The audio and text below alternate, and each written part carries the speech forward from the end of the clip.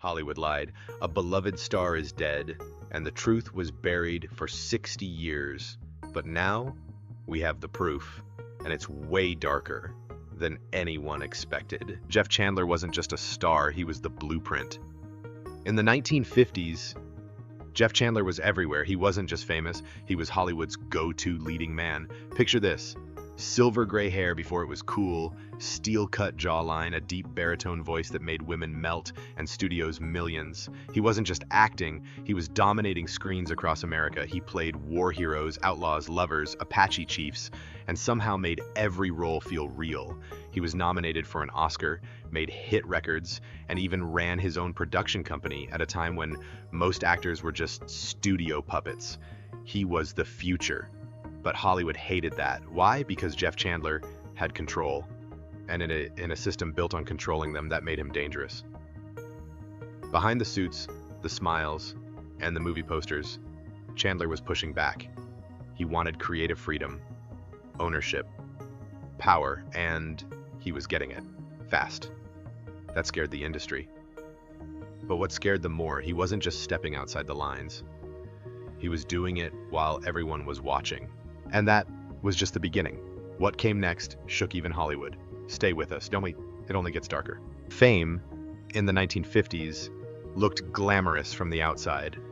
But behind the closed doors of studio offices and smoke-filled Beverly Hills lounges, it was a ruthless machine.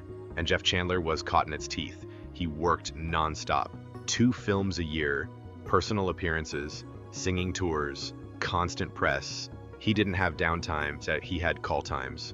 His wife, actress Marjorie Hoschel, later said he was so exhausted he'd fall asleep mid-sentence, in public, at dinners, at parties, anywhere.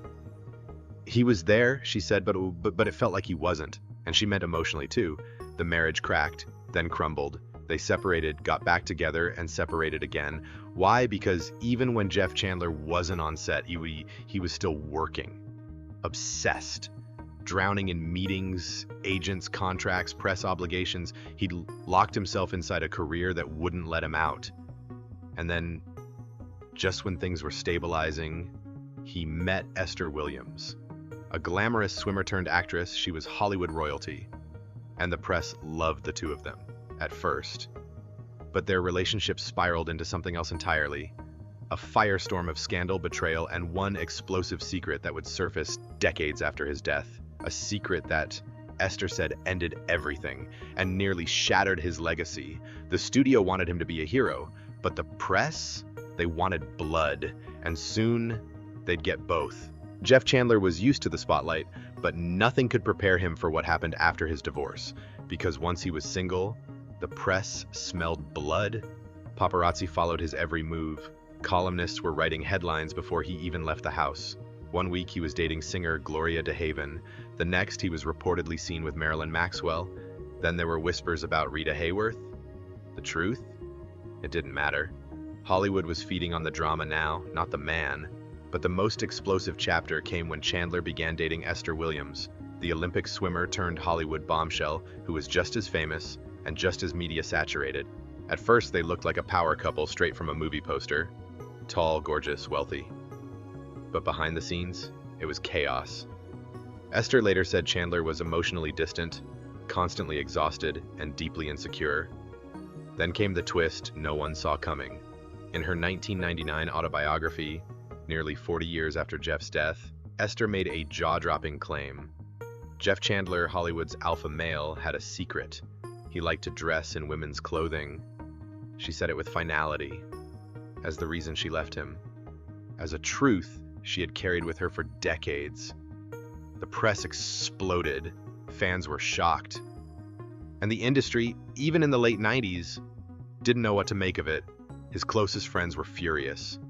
Actress Jane Russell, a longtime friend of Chandler's, called it an outright lie. Jeff was 100% man, she said in interviews. What Esther did was cruel. So was it true? Or a bitter revenge tale? No one can say for sure, but what's undeniable is this: the accusation stuck, and it rewrote Chandler's legacy in a way that no film role ever could. And the worst part? He wasn't alive to defend himself. Jeff Chandler was 42 years old, at the peak of his career, a little overworked, sure, but healthy, fit, in demand. He had just wrapped a war movie, had multiple offers lined up, and was prepping for a much-needed break. Then, a minor back injury, a slipped disc, nothing major, just a routine surgery at Cedars of Lebanon Hospital in Los Angeles, the kind of thing actors did all the time. What happened next was pure nightmare. Hours after the surgery, Jeff's condition began to crash, fast, violently, unexplainably. His temperature soared, he began to seize, his organs started to shut down. Within 24 hours, Jeff Chandler, the man whose face was once on every magazine, was dead. At first, the studio released a vague statement. Post-operative complications, they said. Infection, they added later, and people believed it for a while. But behind the scenes, there were whispers. Something wasn't right. His family was stunned. His co-stars were in shock. The studio was eerily quiet. No lawsuits, no apologies, no accountability. And that's when rumors of a cover-up began to surface. What really happened in that operating room? Why did a healthy man go in for a routine procedure and never wake up? The answer would take decades to uncover, buried beneath medical records, sealed files, and sealants from the very institutions meant to protect him. For years, the public believed Jeff Chandler died of post-operative complications. That's what the press said, that's what the hospital told the family, that's what the studio printed in every obituary. But it was all built on one thing: silence. Until someone started asking the wrong questions. That someone? His daughter, Jamie Tucker. She was just a little girl when her father died. But even at that age, she knew something didn't feel right. The way people looked away when his name came up, the awkward silences in interviews, the complete lack of answers from the hospital. As she got older, she started digging. Quietly at first, then legally, and that's when the real horror came out. Buried in sealed medical documents, behind legal blocks and red tape, was the truth. Jeff Chandler didn't just get an infection, he was given a drug, penicillin, that he had a known, documented allergy to. Let that sink in.